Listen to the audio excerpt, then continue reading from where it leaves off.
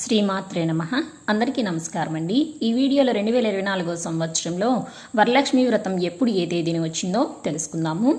వరలక్ష్మీ దేవత విష్ణుమూర్తి భార్య, వరాలనిచ్చే దేవతగా వరలక్ష్మీదేవిని కొలుస్తూ ఉంటారు. ఈ దేవతను పూజిస్తే అష్టలక్ష్మి పూజలకు సమానమైన నమ్మకంతో ప్రతి ఇంట్లో ఆడవాళ్లు కూడా ఈ రోజున కుటుంబ సభ్యులతో కలిసి వరలక్ష్మి వ్రతాన్ని ఆచరిస్తూ ఉంటారు. ఈ వరలక్ష్మి వ్రతం శ్రావణ మాసం శుక్లపక్షంలో పౌర్ణమికి ముందు వచ్చే శుక్రవారం రోజున వరలక్ష్మి వ్రతాన్ని జరుపుకోవడం అనేది మన హిందూ సాంప్రదాయం. మరి ఇంతటి విశేషమైన వరలక్ష్మి వ్రతం 2024 సంవత్సరంలో ఆగస్టు 16వ తేదీ అంటే పౌర్ణమికి ముందు వచ్చే శుక్రవారం అండి. పౌర్ణమి మనకి ఎప్పుడు వచ్చిందంటే ఆగస్టు 19వ తేదీ సోమవారం రోజున వచ్చిందండి. దానికి ముందు వచ్చే శుక్రవారం అంటే ఆగస్టు 16వ తేదీన రెండవ శ్రావణ శుక్రవారం అయితే వచ్చిందండి. ఆ రోజునే మనము వరలక్ష్మి వ్రతాన్ని అనేది జరుపుకోవాలి. ఒకవేళ ఈ రోజు వ్రతం చేయడం వీలు కాని వారు మిగతా శ్రావణ శుక్రవారాల్లో ఏ రోజున సరే వరలక్ష్మి వ్రతాన్ని ఆచరించవచ్చు.